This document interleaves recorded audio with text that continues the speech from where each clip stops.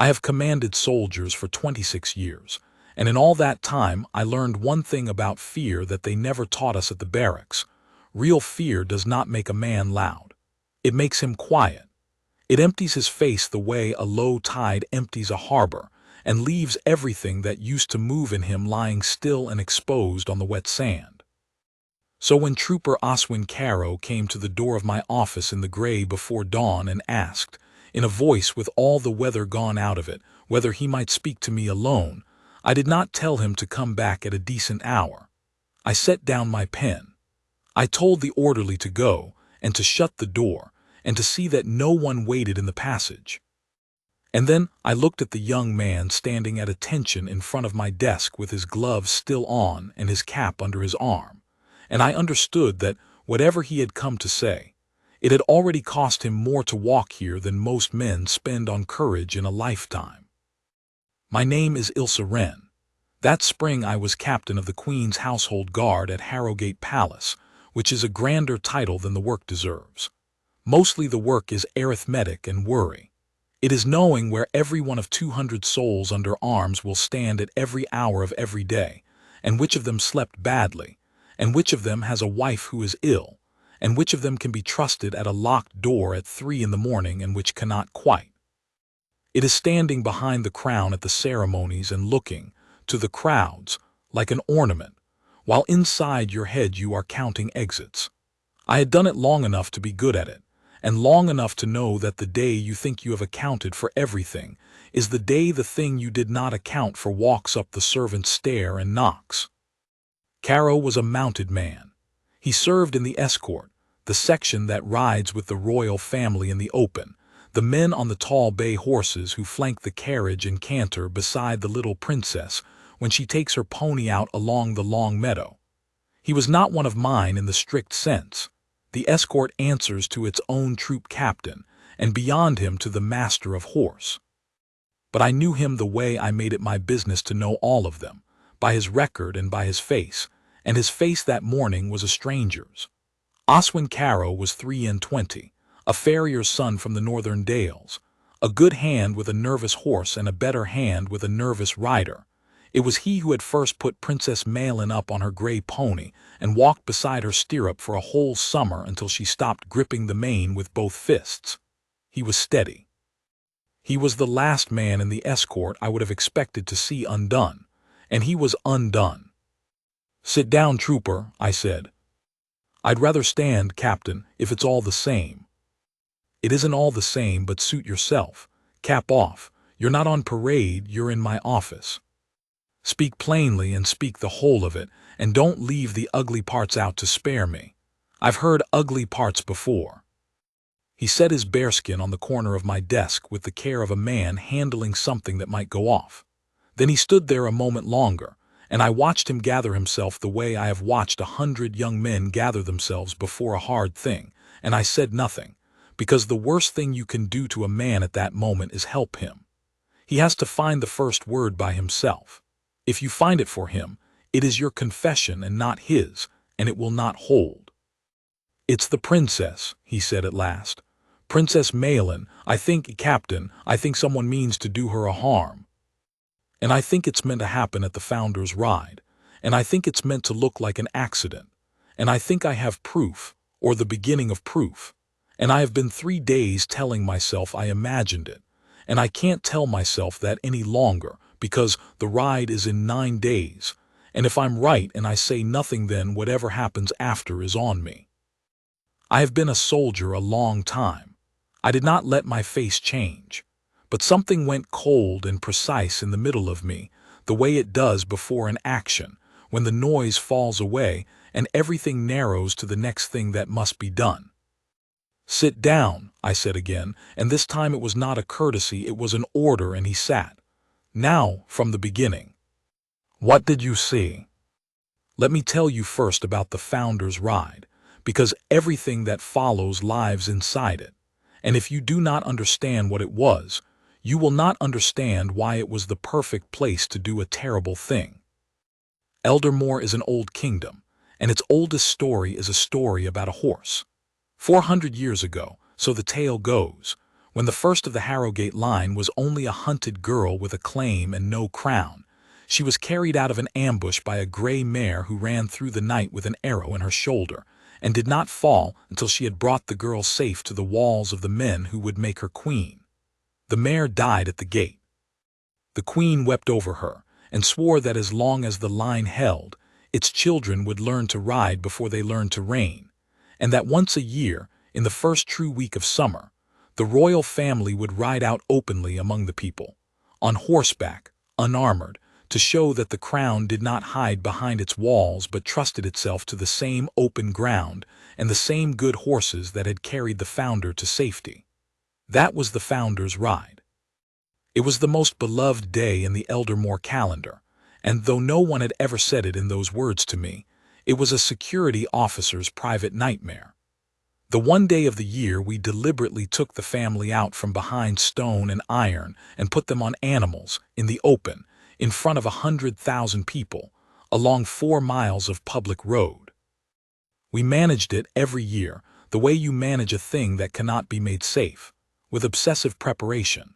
The route was walked and re-walked. The crowd was held back behind barriers manned by half the garrison. The horses were the calmest, best-schooled animals in the royal string, chosen and drilled for months, because a bolting horse in a crowd is the single event most likely to turn a joyful day into a catastrophe. And the man who chose those horses, who schooled them, who swore to me each year on his honor that not one of them would put a foot wrong, the man on whose word the entire equine half of the ride depended, was the master of horse. His name was Doran Vale. I want you to hold that name lightly for now, the way I held it that morning, because when Caro began to talk, Doran Vale was not a suspect. Doran Vale was one of the most trusted men in the palace. He had served the crown for 30 years. He had taught the queen herself to ride when she was a girl. He had a big, weathered, laughing face, and a way of gentling a frightened horse that people came from 3 counties to watch, and there was not a groom or a footman or a guardsman in the whole household who would have heard a word against him. I would have vouched for Doran Vale with my life. That is the thing about this story that I have never entirely forgiven, and it is the thing I most want you to understand. The danger to that child did not come creeping in from outside, from some stranger at the gate that we might have stopped. It came from inside, from a man we all loved and never thought to watch, and it very nearly worked precisely because no one would have believed it, no one except a farrier's son who knew horses too well to be lied to. "Start with the girth," Caro said, when I told him to start at the beginning. "Everything starts with the girth." A girth, he explained, because he could not help explaining, because a horseman under strain retreats into the small true facts of his trade the way a soldier retreats into drill.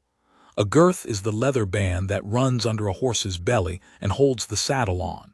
Everything a rider does, every turn and stop and stride, is trusted to that one band of leather.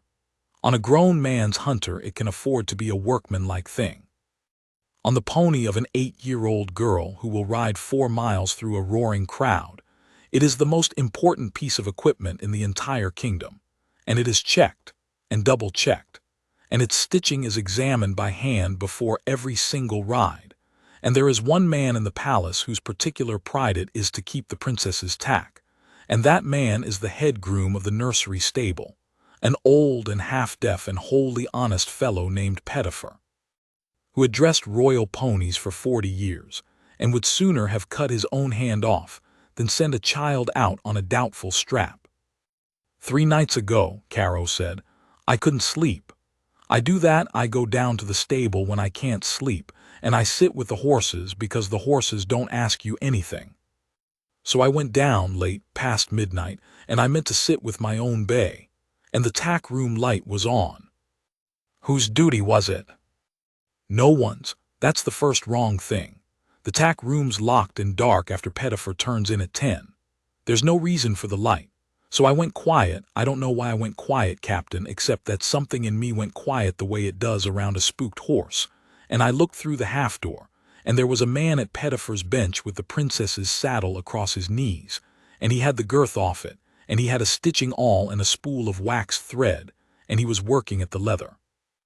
Working at it how? Repairing it, I told myself. That was the first thing I told myself. Standing there, he's mending a strap, what of it? But it was wrong, Captain, and I knew it was wrong the way you know a lame stride before you can see it. Because you don't mend a girth by candlelight in the middle of the night with the door shut.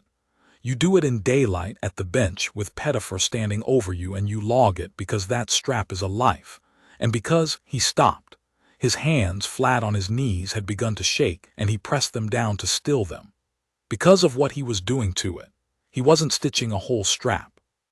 He was unstitching it partway at the point where it takes the strain, and then stitching it back so it looked whole. He was making it look sound and leaving it weak.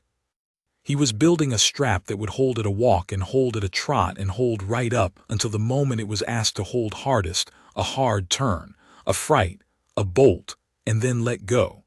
He was building an accident, Captain, and when I understood that, I must have made a sound because he looked up. And you saw his face. I saw his face. I waited. I have learned to wait. And in the silence I watched Oswin Caro arrive at the edge of the thing he had walked 3 days to say, and I watched him understand that once he said it, he could never unsay it, that he was about to accuse a man beloved of the whole kingdom on the evidence of a candle and a shadow and a farrier's instinct, and that if he was wrong he would be finished, broken from the service, called a liar, called mad. And I watched him say it anyway, and I will honor him for the rest of my life for the flat, ruined steadiness of his voice when he did. It was Master Vale, he said. It was Doran Vale. I did not gasp. I did not tell him he was mistaken. Both of those would have been sins against the man's courage, and besides, I did not feel them. What I felt was the floor of my certainty tilting very slowly, the way the deck of a ship tilts when the sea has changed under it and you have not yet seen the wave. Doran Vale, the laughing face, the gentle hands, the man who had taught the Queen to ride. Go on, I said. He looked up, he saw you, what then? Then he was himself again, all at once. That's the part that's kept me awake, Captain, more than the strap. Because there was a half-second where his face was a stranger's, cold, working something out. And then it wasn't. Then it was Master Vale, warm as summer, and he laughed and he said, Caro, you devil, you frightened the life out of me, creeping about can a man do an honest night's work in peace? And he held up the girth and he said, Pettifer's eyes are going. He missed a worn spot in the offside billet.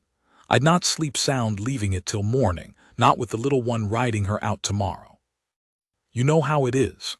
And I said, yes, Master Vale, I know how it is, and I said good night, and I went to my bay and I sat down and my legs wouldn't hold me. Because it was a good lie, Captain. It was such a good lie. If I hadn't seen with my own eyes that he was unstitching and not mending, I'd have believed it. I'd have thanked him for his care of her. Anybody would. Did you look at the girth again, after? That's the thing. He lifted his eyes to mine, and there was something close to despair in them. The next morning I went to the tack room the moment Pettifer opened it, and I asked to see the princess's saddle, and the girth was perfect. New waxed thread, tidy as you like, sound as a bell. Whatever he'd done, he'd finished it, or he'd swapped the strap for a good one because I'd seen him. There's nothing to show you. There's no cut strap in an evidence bag, Captain. There's only me and what I saw, and I know how that sounds. It sounds like a boy who dreamed a bad dream about a man everyone loves. He drew a breath that shuddered on the way in. But I'd have to be dreaming the same dream 3 nights running, because I can't stop seeing that half-second before his face came back. That was the true face. I'd stake my life it was. And in 9 days that man is going to put the princess up on a pony for 4 miles through the biggest crowd in the kingdom. And I am the only person alive who saw the true face, and I could not carry it 1 more day alone. So here I am. Do with me what you will. He stopped. The room was very quiet. Somewhere far off in the palace, a clock was striking 6, and beyond the window the sky over the long meadow was going from gray to the first thin gold. And out in that meadow, I knew, In a few hours, a grave, dark-eyed little girl would be brought down to the paddock to practice for the proudest day of her small life, and a big laughing man would lift her into the saddle and tell her she sat like a queen. I looked at the trooper in front of me, this farrier's son who had just set his whole career and his good name on the table for the sake of a thing he had only seen for a moment in a bad light, and I made the only decision that mattered in the entire affair, though I did not know it then. I decided to believe him. Not to be certain of him. Certainty was days and evidence away. But to believe him enough to act as though he were right, which is the only kind of believing that ever saved anybody. Because the arithmetic was very simple, and I had done it in the time it took him to finish speaking. If Caro was wrong, and I investigated quietly and found nothing, the cost was some wasted hours, and a young man gently told he had let his nerves run away with him. If Caro was right, and I did not investigate, the cost was a child thrown under the hooves of a bolting horse in front of 100,000 people, and everything that a clever, patient man had arranged to happen in the confusion after. Against a cost like that, my discomfort at doubting a man I loved weighed exactly nothing. That is the whole of what discipline is, in the end. It is doing the arithmetic honestly, even when the answer breaks your heart. "Trooper Caro," I said, "listen to me carefully, because from this moment you are going to do exactly what I tell you and nothing else, and both our lives may hang on it. You did the right thing. You did the bravest right thing I have seen a man do in a long while, and I will not forget it. But it is not finished. It is barely begun. And the hardest part I am about to ask of you is this. You are going to walk out of here, and you are going to go back to the escort, and for the next 9 days you are going to behave, in front of Doran Vale, as though you believed his story completely. You are going to be easy with him. You are going to laugh at his jokes. You are going to thank him for his care of the princess. Because the one thing we cannot afford, the one thing that would get that child killed faster than anything else, is for him to know that you have doubts, and to change his plan to one we can't see. Can you do that?" He looked at me for a long moment, and I saw the cost of it land on him, and I saw him accept it. "I can do that, Captain," he said. "Then we understand each other. Go, and Caro," he turned at the door. "You will not carry this alone anymore. You carried it to me. Now it's mine as well, do you hear? It's mine as well." Something in his face eased, just slightly, for the first time since he had come through the door. Then he put on his cap and squared his shoulders and walked out into the corridor to go and pretend, for 9 days, in front of a man who meant to murder a child, that he had seen nothing at all. It was the hardest order I ever gave. He carried it like the best of them, and I sat down at my desk in the growing light and began, very quietly, to take the palace apart to find the truth. The first rule of an investigation you cannot let anyone know you are running is that you may trust no one, and the second rule is that this is a lie, because you cannot run it alone, and so the real art is choosing the smallest possible number of people to trust and choosing them perfectly. I chose 2. The first was Sergeant Tatarm's Bram Holloway, my second, a slab of a man with a mind like a ledger who had been at my shoulder for 11 years, and whom I would have trusted to hold the last bridge out of hell. The second was, of all people, the Queen's private secretary, a spare and silver-haired woman named Adela Thorne who ran the whole household's paper, every roster, every account, every letter in and out, and who therefore knew or could find where any man in the palace had been on any night, and whom he wrote to, and where his money came from and went. If Doran Vale had a second life, it would show in the paper before it showed anywhere else, and Adela Thorne was the paper. I called them both to my office before the palace was properly awake, and I told them what Caro had told me, and I watched their faces do what mine had done, the disbelief, the instinct to defend a loved man, and then, because they were serious people, the cold arithmetic arriving underneath. Holloway said, "Doran Vale," in exactly the flat, unwilling way I had said it, and Adela Thorne said nothing at all for a long moment and then said, "What do you need from me?" "Everything the paper will give me about him," I said, gathered so quietly that not a clerk in the household knows it's being gathered. His duty rosters for the last 3 months, his accounts, his correspondence if any passes through the household post, any visitors logged to the stables who don't belong there. And Adela, if there's a hole anywhere, a night unaccounted for, a sum that doesn't add, a name that recurs, I want it. A man does not decide to do this thing on a whim. Somebody reached him, or he reached somebody, and it will have left a track. And if I find nothing, she said, Doran Vale is the most careful man in this house. He has never in 30 years put a foot on the wrong page of a ledger. Then we'll have learned that he's careful, I said, which we already suspected since he builds girths that hold until they're needed. Careful men leave the neatest tracks of all, Adela. The neatness is the track. Nobody's accounts are that clean unless they've been kept clean on purpose.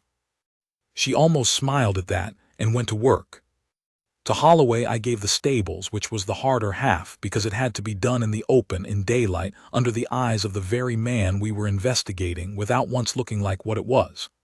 You've been meaning to review the ride security for a month, I told him. Now you're doing it.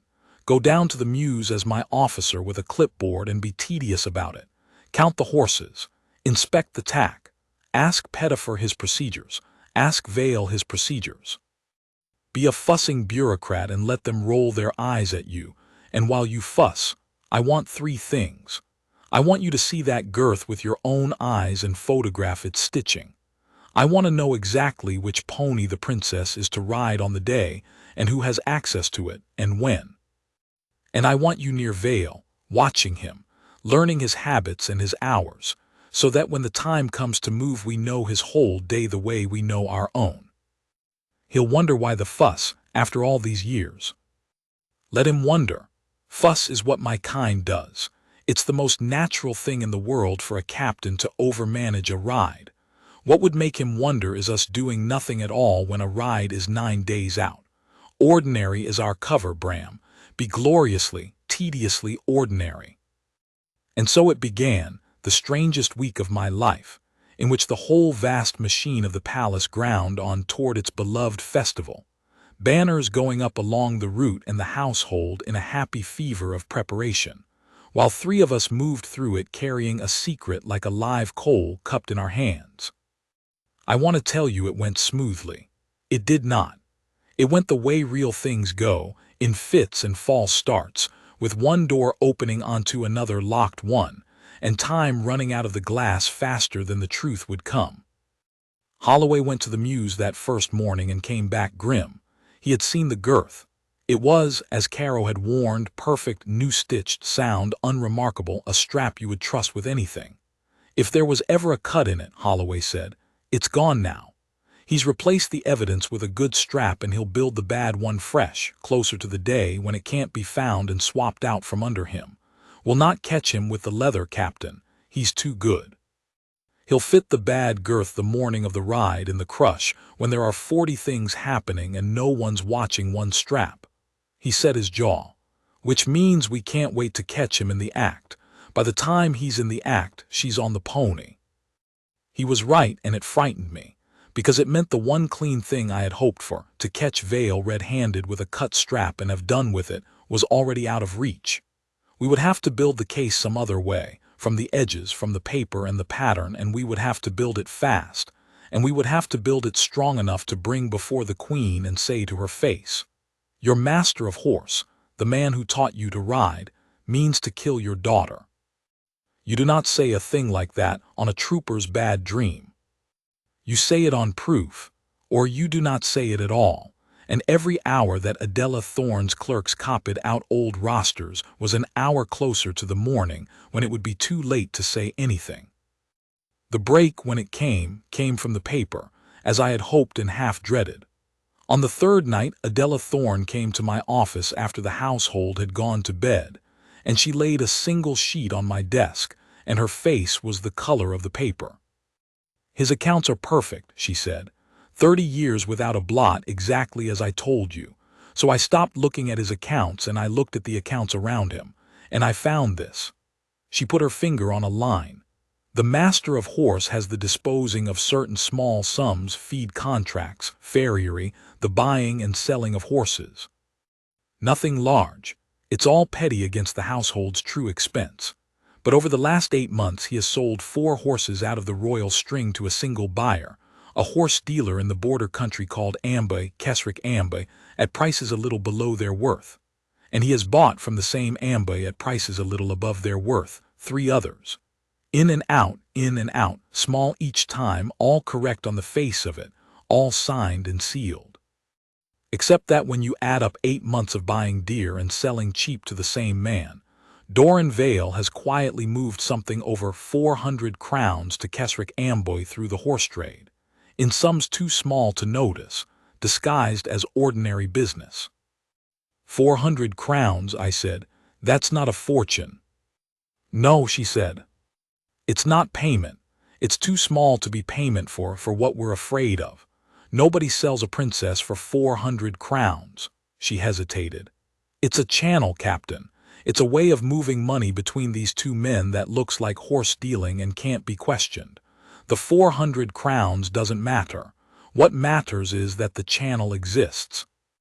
What matters is that Doran Vale and this border dealer have a private, deniable pipe between them that they've been keeping warm for 8 months. A pipe that could carry a message, a signal, an instruction, or a much larger sum, at the moment it was wanted, without anyone the wiser. I don't know what's meant to flow through it on the day of the ride. But I know they built it, and I know they hid it, and honest men do not build hidden pipes. I looked at the name on the sheet. Keswick Ambe, a horse dealer of the border country.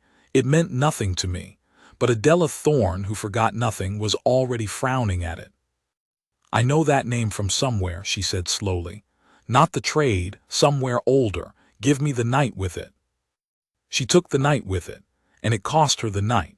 And when she came to my office at dawn, she had not slept, and she had not needed to, because she had found the thing that turned the whole affair from a crime into something far colder and older and worse.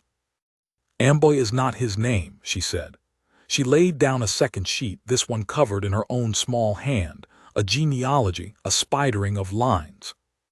Or rather, it is his name now, the one he trades under, a plain border name a horse dealer might wear. But he was born Keswick Marden.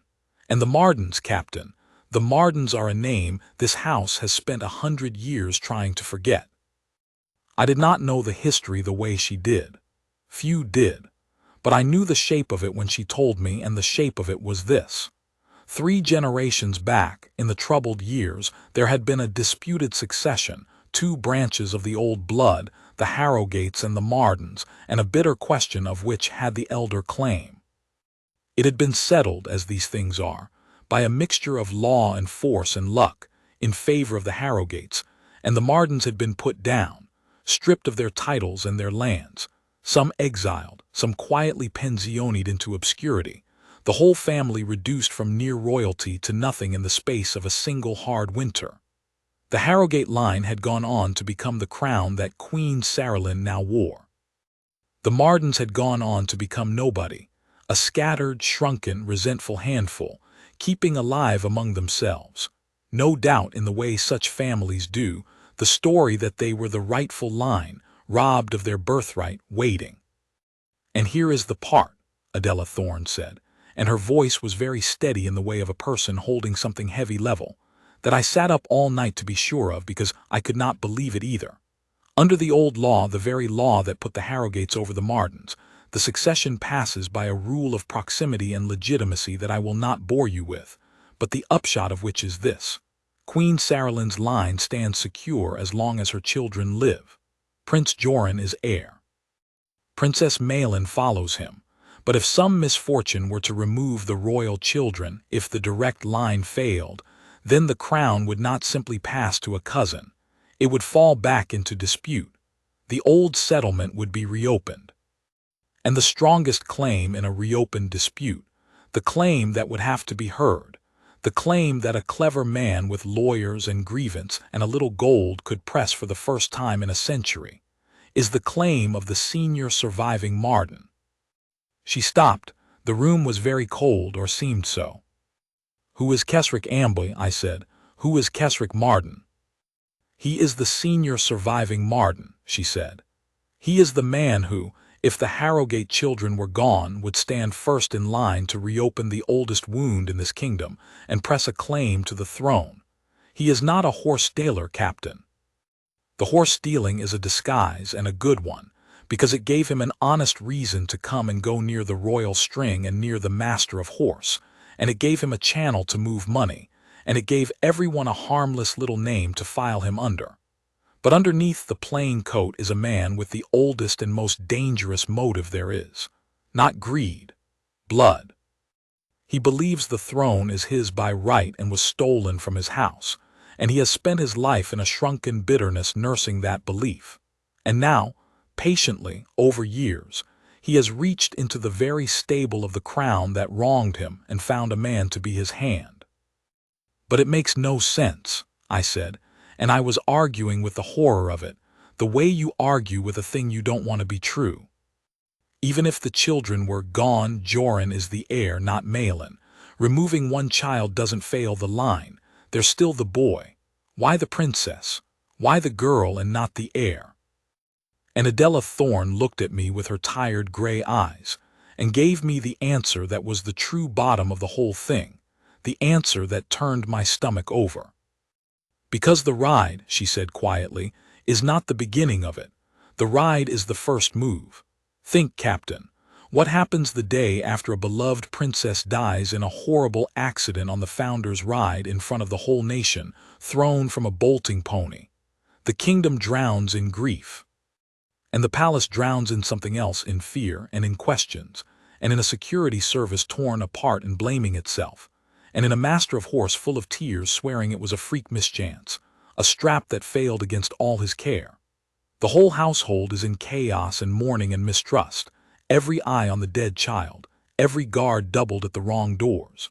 And in that chaos, days later, weeks later, when we are all still reeling and looking the wrong way, the second move comes for the heir.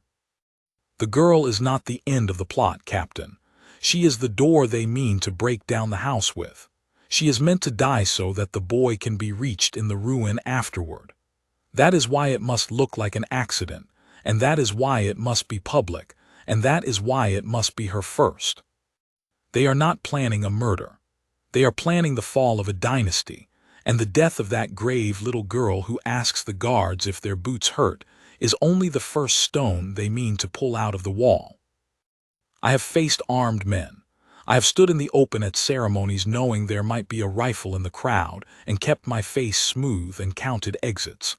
I did not know, until that gray morning with Adela Thorne's genealogy on my desk, that a piece of paper could frighten me more than any weapon. But it could, and it did. Because a weapon is a single moment, and this was not a moment. This was a patient, generational, cold-blooded machine, reaching out of 100 years of buried grievance, that had already placed its hand inside our house and closed it around a child, and that meant to use her death as the crowbar to lever a dynasty off its foundation. And it was 9 days, now 6, from its first move, and the only thing standing in its way was a captain, a sergeant, a secretary, and a sleepless farrier's son who had seen a face change for half a second in the wrong light. "We have to go to the Queen," Holloway said when I laid it all before him an hour later. "Now, today, this is too big for us. This is treason, this is the succession, this is the whole state. It goes to Her Majesty, and it goes to the Privy Council, and it becomes what it should be, an affair of the crown, not a thing 3 of us carry in a captain's office." And he was right, and I knew he was right, and yet I hesitated, and my hesitation is the next thing I have to explain, because it is the hinge of everything that followed, and it is the thing I have questioned most in all the years since. I hesitated because of what we did not have. We had a channel of money disguised as horse trading suggestive, but a clever lawyer would call it ordinary business below value and above value, the rough justice of the horse trade, prove intent if you can. We had a genealogy that gave Kesric Marden a motive, but motive is not act, and half the fallen families in the kingdom had a motive against the crown if you went back far enough. And we had Caro. We had a young trooper's account of a face seen for half a second by candlelight, and a girth that was now perfectly sound, and nothing at all, to set beside it but his word. If I took that to the Queen and the Council today, here is what would happen, as surely as sunrise. They would send for Doran Vale, because you cannot accuse a man of 30 years' service without hearing him, and Doran Vale, warm as summer, would spread his big honest hands and be wounded and bewildered, and he would explain the girth exactly as he had explained it to Caro, old Pettifer's failing eyes, a worn billet, a good man's care, and he would explain the horses as the ordinary give and take of his trade, and he would weep perhaps, that after 30 years his loyalty could be doubted on the say-so of a boy who'd had a bad dream, and the Council, wanting to believe him, needing to believe him, would believe him, and then Doran Vale would know. He would know we were watching. He would know the exact shape of what we knew and did not know, and he would change the plan, a different day, a different method, a poison in a feed bucket, a stone under a shoe, 100 ways to hurt a child that a master of horse commands, and we could never watch them all, and we would have shown him our whole hand and gained nothing, and the next attempt would come when we were blind. If we move now, I said slowly, on what we have, we don't stop him, we warn him, and a warned veil is more dangerous than a hidden one because at least the hidden one is committed to a plan we've half seen. No, we need one thing more, Bram. We need something that closes the trap so hard that when we do go to the Queen, there is no explaining it away. Something that makes Vale's own mouth or Vale's own hand the proof, so it isn't Caro's word against a beloved man's. It's the man's own guilt in plain sight. We have 6 days. I would rather have 6 days and the truth nailed down than go in today with a handful of suggestion and hand him the warning that lets him kill her cleaner. Holloway did not like it. He said, and he was right to say it, that every hour we did not tell the Queen was an hour we gambled a child's life on our own judgment, and that if it went wrong, if Vale moved early, if we missed something, then the 3 of us would have made ourselves into a little private council deciding a princess's fate in a back office, which is exactly the kind of arrogance that gets people killed. I heard him. I have never stopped hearing him. But I made the call, and the call was to hold, and to spend our 6 days building a trap that could not be argued with, and to pray we had the days to spend. We had 4. The plan I built with Holloway and Adela Thorne over those next 2 days was simple in its aim and delicate in every part, the way the best traps are. We could not catch Vale with the strap. He was too careful, and the strap would not be built until the morning. We could not prove the conspiracy from the paper alone. It was suggestive and no more. So we would do the one thing that would leave no room for argument. We would let the plot run almost to its moment, under our total control, and we would take Vale with the evidence of the act itself in his hands and Kesrick Marden with his own instructions in his mouth. And we would do it without ever putting the true child within a mile of the true danger. The heart of it turned on a thing only a horseman would have known, and it was Caro who gave it to us, in a whispered conference in the tack room after Pettifer had gone deaf and dozing to his corner. The princess did not ride one pony. She rode 2. There was Ash, the steady gray she was schooling on for the ride, and there was a second pony, an older, even quieter animal named Biscuit, kept as Ash's double, because you never take a royal child to a great public event with only one mount. If the first goes lame or off its feed or throws a shoe on the morning, there must be a second the child knows and trusts, tacked and ready. The 2 ponies were near enough alike in color and size that from 10 feet to a crowd in the flurry of the day, one gray pony was much the same as another gray pony. And here was the thing. It was the master of horse himself who decided, on the morning, which of the 2 the princess would ride. Vale would build his bad girth for the one he meant her to be on. He would fit it in the crush. And the crowd would never know, and the princess, lifted up and settled and sent out into the roar, would never know that the strap beneath her had been made to fail. So we take the choice away from him without his knowing it's taken, I said. And we make sure that whichever pony he tampers with, the child is never on it, and one of ours is a grown rider, a light expert horseman in the princess's cloak and colors, sitting the pony Veil built to fail, at a walk, on ground we control, ready for the strap to go and to go with it, unhurt, in front of witnesses we have placed. And the true princess is nowhere near. She's behind stone, guarded, safe, having been quietly told the night before that her part of the ride is changed for a reason grown-ups will explain later. We let Veil fire his shot into a target we've made of straw, and when the girth fails exactly as he built it to fail, under a rider who is not a frightened child but a king's officer expecting it, then his own hand has proved the whole thing, in front of the crowd and the cameras and the council, and no wounded speech about Pettifer's eyes can save him, because a strap does not unstitch itself and restitch itself sound before 100,000 people. That is the trap. The act performed, witnessed, and harmless. Him, holding the knife over a body that turns out to be one of ours, getting up and dusting himself off. Adela Thorne, who missed nothing, put her finger on the flaw at once. And Marden, Kesrick Marden, you take Veil in the act, but Veil is the hand, not the head. Veil on his own is a monstrous servant. It's Marden who is the treason, Marden who reopens the succession, Marden who is the reason any of it is being done. If you take only Veil, Marden vanishes back over the border and waits 10 years and finds another hand.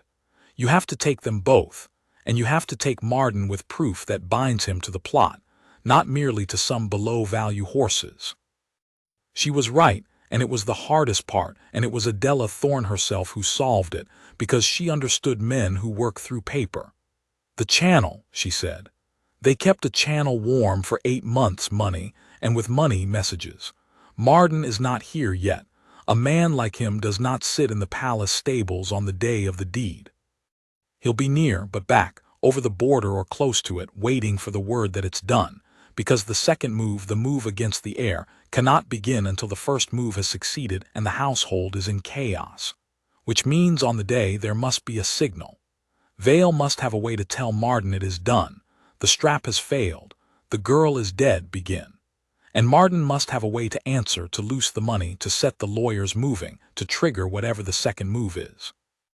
That signal is the thread that binds them.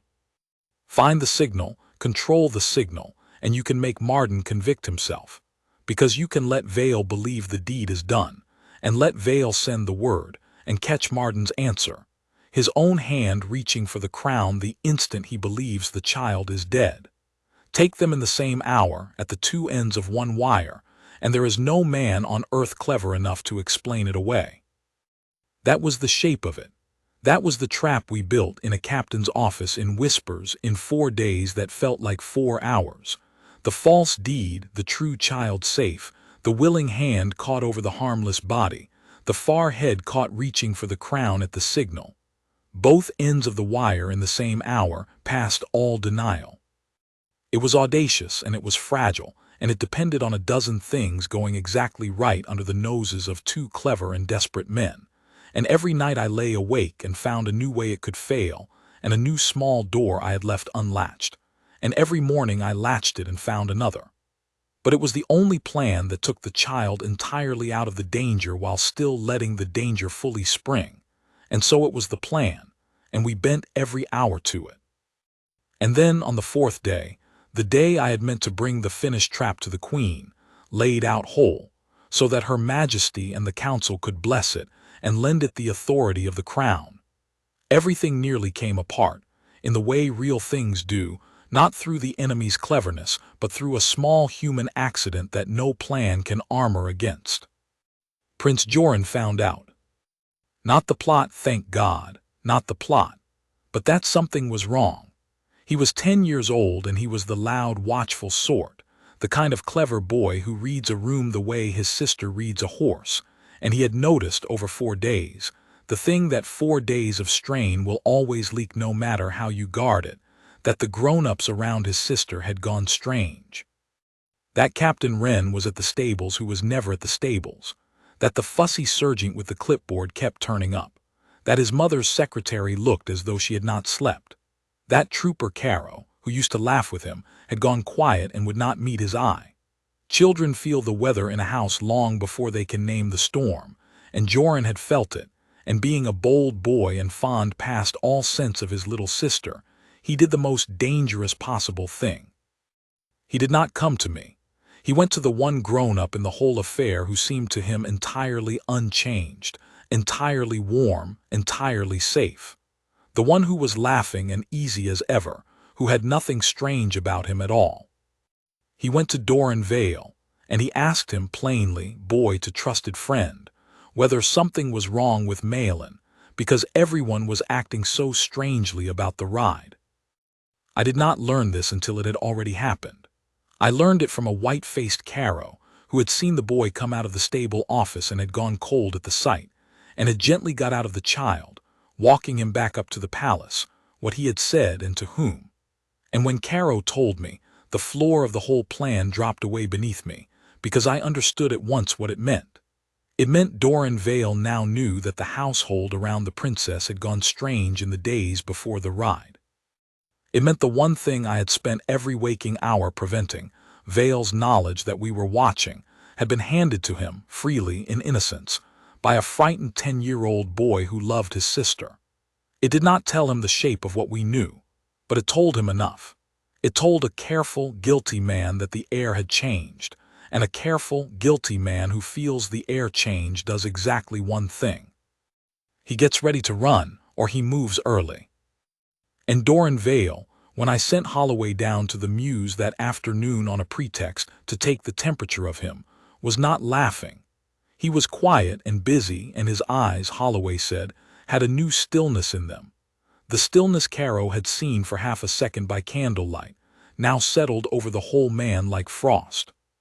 He had understood something, and the ride was in 3 days, and I had built a beautiful, patient trap that needed a careless enemy, and my enemy had just, through no fault of ours, become a careful one who knew the ground had shifted under him. That was the false dawn, or rather the false dusk, the moment when it all looked lost, when 4 days of quiet, perfect work seemed to crumble in an afternoon, because a brave boy loved his sister. I sat in my office as the light failed, and I felt the whole thing slipping, and I very nearly did then what Holloway had wanted to do on the first day. I very nearly ran to the Queen with everything we had, half-built, and threw it in her lap, and let the crown do what crowns do. It would have been the safe thing. It would have been the thing a cautious captain does to save her own conscience, to hand the terror upward and be able to say, whatever came, that she had told Her Majesty the moment she was sure. But I did not do it, and the reason I did not is the reason I am able to tell you this story with a clear heart, and it came to me sitting in that failing light, and it came, of all people, in the voice of Trooper Oswin Caro, who had said a thing to me on the first morning that I had not properly heard until that moment. He had said, I know how it sounds. It sounds like a boy who dreamed a bad dream about a man everyone loves. That was still true. That was the whole problem still on the 4th day, as it had been on the first. Everything we had built was suggestion and inference and a farrier's instinct. Nothing in it was a thing you could put in Doran Vale's hand and say, explain this. And a warned Vale, taken now, on suggestion, would still walk free on his wounded, honest speech, worse now, because he was warned and would be ready with his tears. Going to the Queen early did not solve the problem. It only moved the problem into a grander room. The problem was the same as it had ever been, and it had exactly one solution, and the boy's mistake had not changed that solution. It had only shortened my time and raised my stakes. I still had to make Doran Vale's own hand prove the thing. I just had to do it now against a man who knew I was coming. So I did not run to the Queen with half a trap. I did something harder, and I have never been sure it was wiser, only that it was right. I decided that the time for the elegant, patient, false deed trap was gone. Vale was too alert now to be led gently to a straw target, and that the moment had come instead to go to the crown at last, not with a plan for Her Majesty to bless, but with a confession for Her Majesty to hear, and to lay the whole terrible thing before the queen and let the mother and the sovereign in her decide, with her eyes open, how her own daughter's life was to be guarded across the last 3 days. I had held the secret as long as holding it served the child. The moment it stopped serving the child, the moment Vale's alertness meant we might need the full weight of the crown moved in hours, not days, I was done holding it. It went up, tonight. I sent for Trooper Caro, because it was his confession first and last, and if it was to be laid before the queen, it would be laid by the man who had carried it, not filtered through his captain, not softened, not made tidy. He had found the first word by himself in my office. He would find it again before the throne. That was his right and his burden, and I would not take it from him. "Trooper," I said, when he stood before me in the last of the light, "you told me 9 days ago that you thought you had to speak to the crown. Do you remember?" "I remember, Captain." "You were right. I made you wait, and I made you carry it a while longer, and I had my reasons, and some of them were even good ones. But the waiting's done. You're going to speak to the crown tonight as you wanted to from the first, and I'm going to be beside you. And between us we are going to tell the Queen of Eldermore that her master of horse means to kill her daughter, and we are going to do it on nothing grander than what we've got, which is the truth, and your word, and a horseman's certainty about a face in the dark." I looked at him. "It's the same thing you were afraid of 9 days ago. It hasn't got any less frightening. Are you ready to do it?" And Oswin Caro, the farrier's son, who had walked to my door in the gray before dawn with all the weather gone out of his face, squared his shoulders one more time, and said the thing I have kept in my heart ever since as the whole of what honor sounds like when it is stripped down to the bone. "I've been ready for 9 days, Captain," he said. "I've just been waiting for someone to say it was time." The Queen received us that night in the small audience room off her private apartments, the one with the branching gold candelabra and the tall dark tapestries, because I had sent word through Adela Thorne that the captain of the household guard begged a private hearing on a grave matter of her family's safety, and Queen Saralind was not a woman who kept such a message waiting. She came in still in the day's court dress, with the Prince Consort Aldrich at her side, and she looked at my face and at Caro's, and she did not sit at once. She stood and she said, "Captain Wren, whatever it is, say it plainly. I can see it's bad. I want to tell you about Queen Saralind, because you cannot understand what happened in that room without understanding her. She was not a soft woman, and she was not a hard one. She was a serious one, in the way the best sovereigns are serious, which is to say she had spent her whole life being told comfortable things by frightened people, and had trained herself to want the uncomfortable truth instead. She had 2 children, and she loved them past reason, in the ordinary private way of any mother, and she also happened to be the crown of an old kingdom, and she had learned, God knows how, to hold both of those things at once without letting either one strangle the other. I had served her for years, and I had never once seen her flinch from a hard fact. I was about to hand her the hardest fact of her life. "Your Majesty," I said, "I'm going to ask you to hear this from the man who brought it to me in his own words, because it's his, and because you should have it from the source and not from me. And I'm going to ask you to hear the whole of it before you speak, however it strikes you, because parts of it will seem impossible and only the whole of it makes sense. Trooper Caro." And Oswin Caro, standing before his queen in a room he had surely never dreamed of entering, with his cap held against his chest and his voice steady in the way that costs a man everything, told her. He told her about the sleepless night and the tack room light. He told her about the saddle across the man's knees and the awl and the wax thread, and about the unstitching and the restitching, the strap made to hold until it was needed and then to fail. He told her about the half-second when the face was a stranger's face, cold, working something out, before it became warm again. And he named the man to his queen as he had named him to me, without softening and without flinching. "It was Master Vale, Your Majesty," he said. "It was Doran Vale." I watched the queen's face when he said the name, and I will remember it as long as I live. She did not gasp. She did not cry out that it was impossible, though I saw the word rise in her and I saw her put it down. What I saw instead was something worse and finer. I saw a woman who had been taught to ride by Doran Vale when she was a girl, who had trusted her children to his hands as she had trusted her own body to them, feel the whole warm certainty of 30 years tilt and begin to slide. And I saw her let it slide, because she was a serious woman and the boy in front of her was not lying. The prince consort made a low sound and stepped toward her, and she put out a hand without looking, a small gesture that said not yet, I am still listening, and he stopped. Go on, she said to Caro, and her voice was almost level. Finish it. The captain said there was a whole of it. And so I finished it because the rest was mine, the paper and the pattern, the horses bought dear and sold cheap, the channel of hidden money between Vale and a border dealer named Amboy.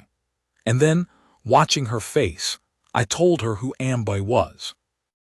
I told her about Keswick Marden and the old fallen house and the disputed succession, 3 generations gone, and I watched her understand, as I had understood, that this was not a servant's madness but a claimant's patience, 100 years of buried grievance reaching out of the dark to close its hand around her daughter. And then I told her the last and worst thing, the thing Adela Thorne had seen in the small hours, that Malin was not the whole of it, that Malin was the first stone, that the child's death was meant to be the crowbar to break the house apart so that the heir could be reached in the ruin, so that the line could be failed and the old wound reopened, and the crown itself brought into dispute. I stopped. The room was silent but for the small hiss of the candles. For a long moment Queen Saralyn did not speak. She had gone to the tall window, and she stood with her back to us, looking out over the dark shape of the long meadow where in 3 days 100,000 people would gather to watch her ride out with her children in the old, trusting, open way, and I could not see her face. When she turned, her eyes were dry, and there was something in them I had not seen before and have rarely seen since, a kind of terrible clarity, the look of a person who has been handed the whole of a nightmare and has decided, in the space of a breath, not to be destroyed by it but to use it. You could have come to me on the first day, she said. It was not quite an accusation. You've carried this 9 days. You gambled my daughter's life for 9 days on your own judgment in a back office without her mother's knowledge. Tell me why I should not be very angry with you, Captain. It was the fair question, the one Holloway had put to me on the first morning, and I owed her the true answer and no other. Because if I had come to you on the first day, Your Majesty, I said, you'd have done exactly what any just sovereign must do. You'd have sent for Doran Vale to answer the charge. And he'd have answered it, warmly and well, with a good man's wounded honor and a perfect explanation for the girth and the horses, and you'd have wanted to believe him, because the alternative is unbearable, and the council would have believed him, and then he'd have known we were watching, and he'd have changed his method to one we couldn't see, and your daughter would have died some other way that we'd have had no hope of stopping. I held it, Your Majesty, not to spare myself and not to play at being the crown, but because the only way to save the child was to keep the enemy careless until we could take him with his own hand in the act, and the instant I told anyone with the power to summon Vale, that chance was gone. I held it as long as holding it protected her. I'm here tonight because that stopped being true this afternoon, when your son, in his love for his sister, let Vale feel the air change. Vale is careful now. I need the crown's weight, and I need it in hours, not days. So I've brought you the whole of it. Be as angry with me as you judge right. But I'd make the same call again, because the arithmetic is the same, and the arithmetic is the only thing I trust when the answer breaks my heart. She looked at me for a long moment, and then, I have never forgotten it, she inclined her head, very slightly, the way she did to those she judged had served her well, and she said, You did the arithmetic honestly. I'd rather have a captain who breaks my heart with the truth than one who comforts me with a lie until my child is dead. All right, Captain Wren. It's the crown's now as it should be, and mine. But I'll not have Vale sent for, and I'll not have the council convened in a great flurry that tells him the game is up. You're right about that. Whatever else, you're right about that. Tell me what you'd do if the choosing were yours. You've lived inside this 9 days. I've lived inside it 9 minutes. Tell me your plan, and I'll tell you whether the crown will lend it its arm.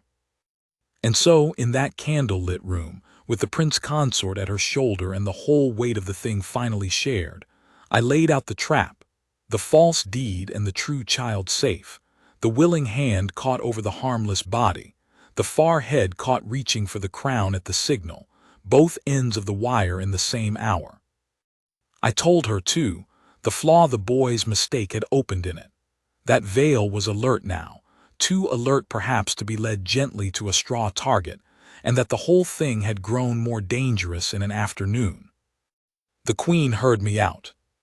And then she did the thing that made me, ever after, willing to have died for her, which was that she did not take the plan away from the people who had built it and hand it to grander men. She strengthened it. You're right that he's alert, she said. So we give his alertness something to feed on. That isn't the truth. He knows the air has changed around the ride. Good. Let him believe he knows why.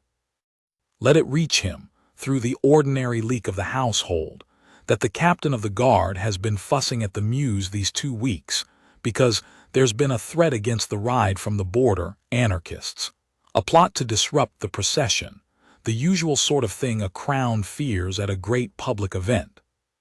Let him think the strangeness he's felt is us chasing shadows in the crowd, looking outward, looking the wrong way, away from him, away from the stable, at the barriers and the rooftops. A guilty man who believes the hunt is pointed elsewhere grows careless again. Give him a false reason for the true strangeness, Captain, and you'll have your careless enemy back. It was exactly right. It was better than anything I had thought of in 4 sleepless days, and it came to her in the first 10 minutes, because she was a serious woman and fear had not fogged her, it had cleared her. And it is why in the end we caught him. But that is to run ahead. First there were 3 days to live through, and a false reason to cede, and a rider to find who could sit a pony he knew was built to kill him and let it happen at a walk without flinching. And there was Doran Vale, frost settling over him, 3 days from the act, to be lulled back into carelessness by a lie about anarchists on the rooftops. 3 days. I have known battles that were less work than those 3 days. The false reason took, and it took beautifully, because the best lies are the ones a guilty man wants to believe. Word went out through the household in the ordinary way that word goes, a dropped remark, a raised barrier, a doubling of the guard along the rooftops of the route, a visible fuss aimed entirely outward, that there was a threat to the ride from border troublemakers, and that the captain of the guard was in a great sweat over the crowd and the roofs and the approaches. And I watched, through Holloway's daily reports and through Caro's careful eyes, the frost go out of Doran Vale. I watched him ease. I watched him decide that the strangeness he had felt was only us, looking the wrong way, chasing shadows in the crowd while the real thing sat quietly in his own tack room. By the 2nd day, he was laughing again. By the 3rd he was, Caro said, almost merry. The way a man is merry when he believes he has understood a danger and found it pointed away from him.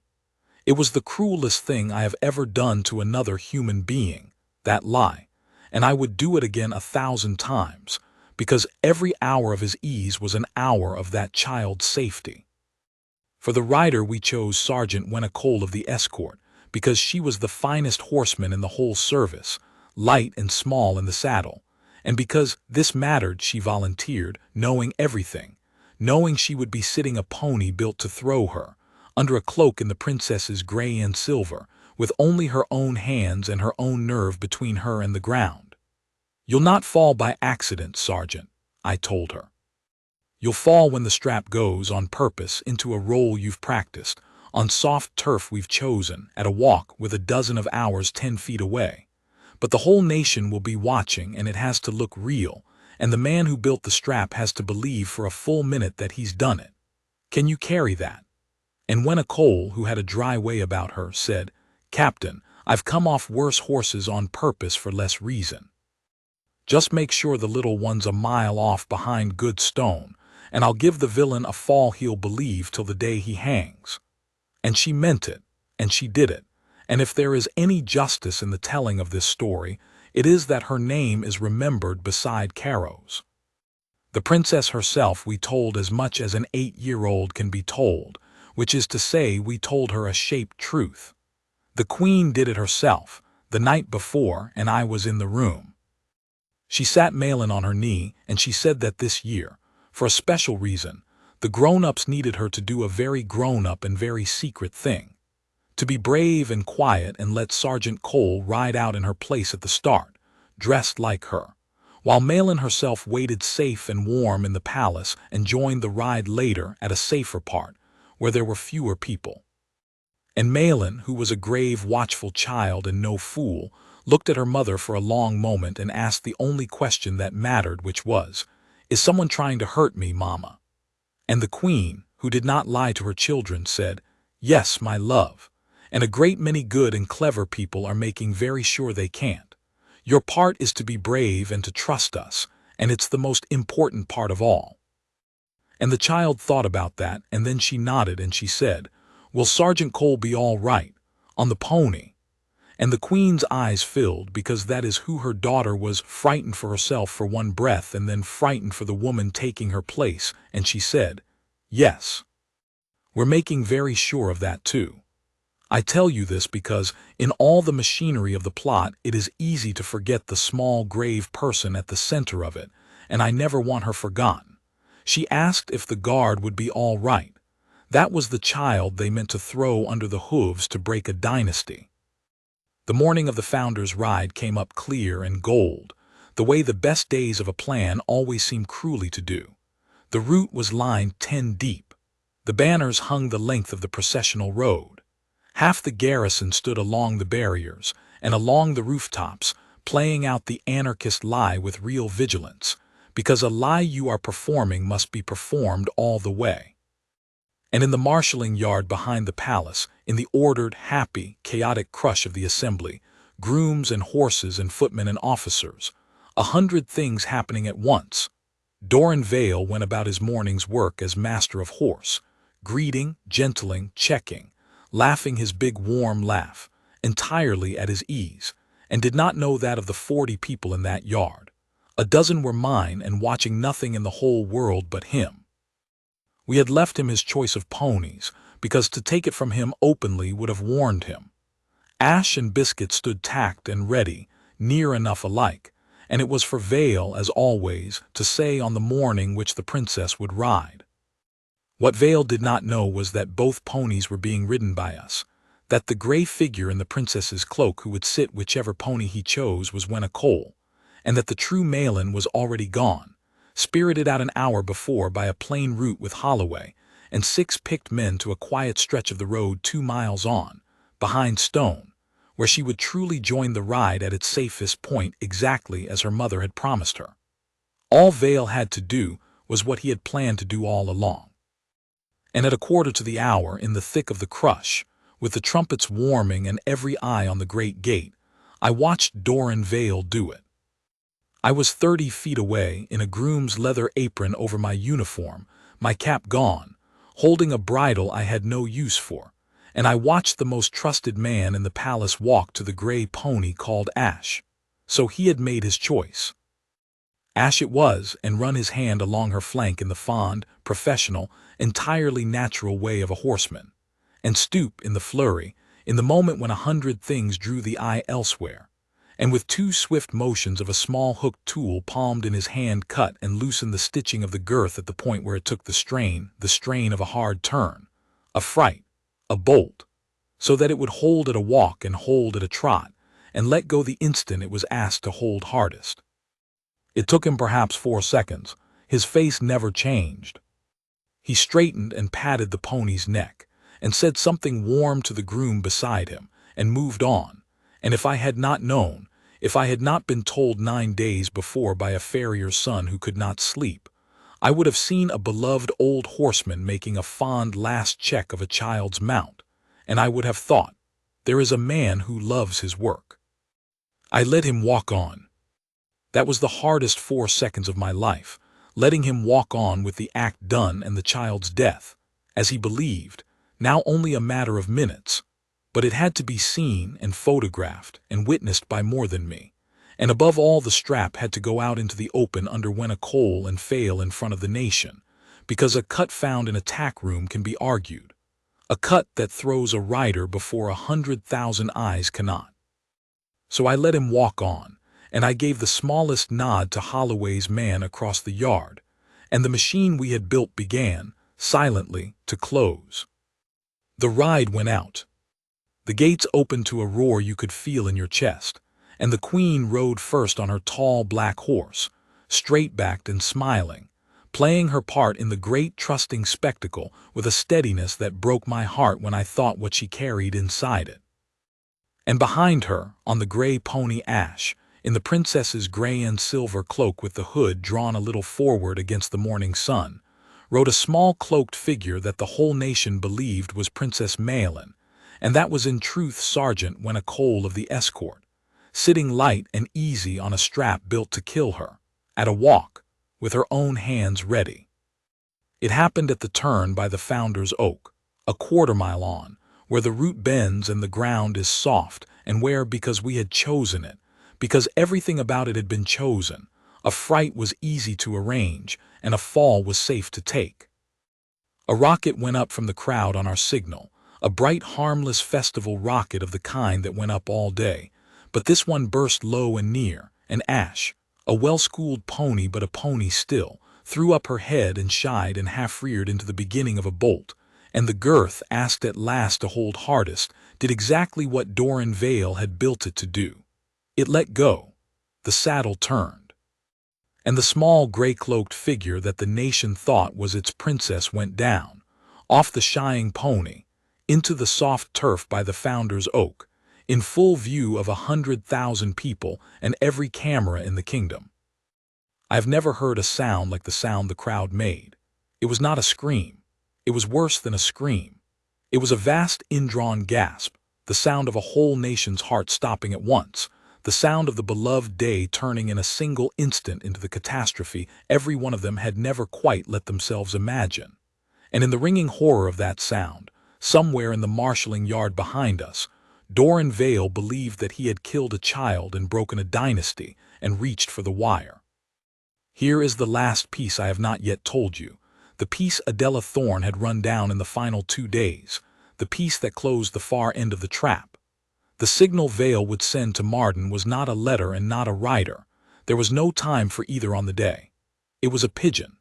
Keswick Marden, being a horse dealer to the world, was also, quite openly, a fancier of racing pigeons, birds that fly home fast and far and ask no questions and leave no track a court can read. He kept a loft at his border place, and among the birds Vale had bought from him over those 8 months, disguised in the horse accounts, were 6 of Marden's own homing pigeons, quietly housed in a corner of the royal mews that only the master of horse had cause to visit.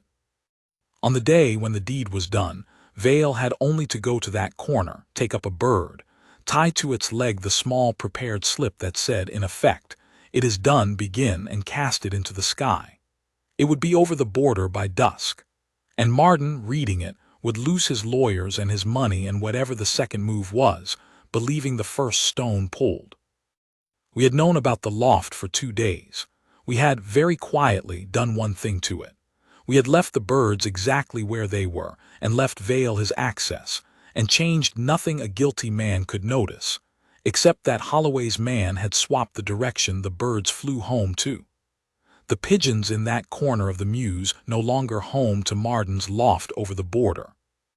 They home to a loft we had set up, in a plain building 3 streets from the palace, where 2 of Adela Thorne's people and a magistrate of the Queen's Bench sat waiting with the door open to the sky. So when Doran Vale, in the ringing horror after the fall, walked back through the crush to that quiet corner of the mews with his heart high and steady in the belief that he had just changed the history of the kingdom, and took up a bird, and tied to its leg the slip that said, "It is done, begin," and stepped out into the yard, and cast it up into the gold morning air, he was not sending a message to Keswick Marden.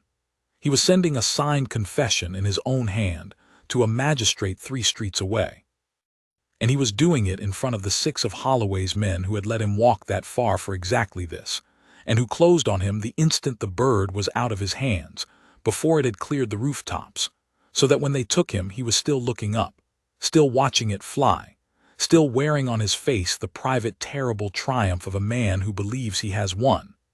And there is no photograph in the world, and no wounded speech about Pettifer's failing eyes, that can explain away a man caught in that exact instant, casting up that exact slip, over the body of a child he had just watched fall. That was the turn. That was the whole of it, springing shut at both ends in the same half-minute. At the Founder's Oak, Sergeant Cole came up out of the soft turf, winded and grass-stained and entirely alive, and threw back the gray hood so that the nearest of the crowd could see a grown woman's face and not a child's, and a ripple of the most extraordinary confusion began to run outward through the horror. And in the marshalling yard, Doran Vale stood with his arms held, and his face coming apart as he understood, slowly and then all at once, that the fall he had built had thrown no child, that the bird he had loosed flew to the wrong loft, that the strangeness he had felt these 9 days had never been about anarchists on the rooftops, that he had been watched from the first candle-lit night by a young trooper he had lied to and laughed with, and that everything was already lost. He did not weep the wounded innocent's tears he had kept ready. When a man's whole plan collapses on him in one instant, there is no time to reach for the performance. There is only the true face, and the true face of Doran Vale at the end was the cold working stranger's face that Oswin Caro had glimpsed for half a second in the tack room and had staked his whole life on. It was there for everyone to see now. The mask was gone. And I stood in my groom's apron and watched it, and I felt no triumph, only a great gray exhaustion and a sorrow I have never entirely put down, because a man I had loved and vouched for with my life had reached out of 100 years of poison to kill a grave little girl who asked the guards if their boots hurt, and there is no winning in a thing like that. There is only the stopping of it. Keswick Marden was taken that same evening over the border by the Queen's officers with the magistrate's warrant, in the loft room among his birds, waiting for a message that would never come home to him. Waiting, they said, with the lawyer's letters already drafted on the table, and the old genealogy of his robbed house spread out beside them, the whole patient 100-year machine laid bare on a horse dealer's desk. He said nothing when they took him. He had banked everything on a signal, and the signal had flown to the wrong sky, and there was nothing left in him to say. The oldest wound in the kingdom, that had waited 3 generations in the dark for its moment, closed that night in a small room that smelled of grain and feathers, with a magistrate reading out a charge and a scatter of homing pigeons stirring on their perches, indifferent, as animals always are, to the enormous human wickedness they had been made to carry and had, in the end, refused. That is the story. There is a little more to tell, and then I am done. The truth of the Founder's Ride was given to the nation carefully, over days, by the Queen herself, because 100,000 people had watched a child seem to fall, and their grief and their terror could not simply be left ringing. She told them enough and truly, that a plot against her family had been uncovered, that her daughter had never been in the danger the crowd had seen, that a brave officer had ridden in her place, that the guilty were taken. She did not, at first, give them the whole of Marden and the old succession that came out later in the calm of the courts, because a mother and a sovereign both, she judged that the kingdom needed first to be let up gently off the floor its heart had hit. And when the true shape of it did come out, the kingdom understood something it had half forgotten, that the peace it lived in was not the natural state of the world but a thing held daily, quietly, by people it never saw, against enemies patient enough to wait a century. Doran Vale was tried and convicted, and I will not set down here the particulars of his punishment, except to say that it was grave and it was just, and that at no point in his trial did he attempt again the wounded innocent's performance, the loft, the bird, the slip in his own hand, and the 6 witnesses to the casting of it had taken that door away from him forever, exactly as I had bent 9 days to make sure they would. It is the whole reason I held the secret so long and made a brave boy pretend, and made a brave woman fall from a pony before the nation. Not cleverness for its own sake.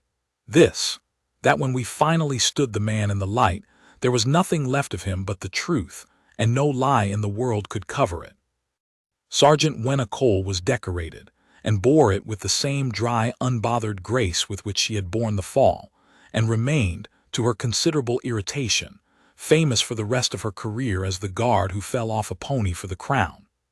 Adela Thorne went back to her paper, which had saved a dynasty and would never be thanked for it in any way the public would see, and wanted no other thanks. Her kind never do. Holloway held his bridge as he always did. And Trooper Oswin Carow, the farrier's son who could not sleep, who went down to sit with the horses because the horses do not ask you anything, who saw a face change for half a second by candlelight, and could not talk himself out of what he had seen, and who walked to my door in the gray before dawn, and set his whole life on the table for the sake of a grave little girl he had once walked beside all summer until she stopped gripping the mane with both fists. Carow was the one who saved her. Not I, not the trap, not the paper, not the pigeons flown to the wrong sky. All of that was only the working out of the thing he set in motion the moment he decided he could not stay silent. The Queen understood that perfectly, and thanked him privately in a way I will not repeat because it was hers to give and his to keep, and then thanked him publicly by a promotion he tried 3 times to refuse. But the thanks he cared about, I think, he got a week later, in the palace stable, from a grave, dark-eyed child who had been told at last, in the shaped way a child can be told, that Trooper Carow had kept her safe. She came and stood at his stirrup, the way she had years before when he first put her up on the gray, and she looked up at him for a long, serious moment, and she asked him, because she was who she was, whether he had been frightened. And Carow, who had been frightened for 9 days and more, looked down at the child he had saved and told her the truth, because she was the sort you told the truth to. Yes, he said, very. And she nodded satisfied as though that were the right answer, the only honorable answer, and she said, so was I, but we were brave anyway. And then she asked him if his boots hurt his feet, standing all day, and he laughed for what he later told me felt like the first time in a fortnight, and said no, princess, not today, and she went back up to her lessons. I have kept many watches since. I keep one now, an older woman at a quieter post, and the young ones think me a hard captain who cares too much about small things, about a strap logged, a light that should be dark, a face that changes for half a second. Let them think it. I know what a small thing is worth. A whole dynasty and the life of a child once turned on one young man refusing to talk himself out of what his own eyes had seen, and on the plainest fact there is, that the strongest lock on any door in any palace is not the iron or the guard or the crown, but a single person who will not lie to himself about the truth, and who, when it costs him everything, walks up the stair and knocks. That is the whole of the honor we keep. Everything else is only the working out of it. Good night, and God keep the ones who knock.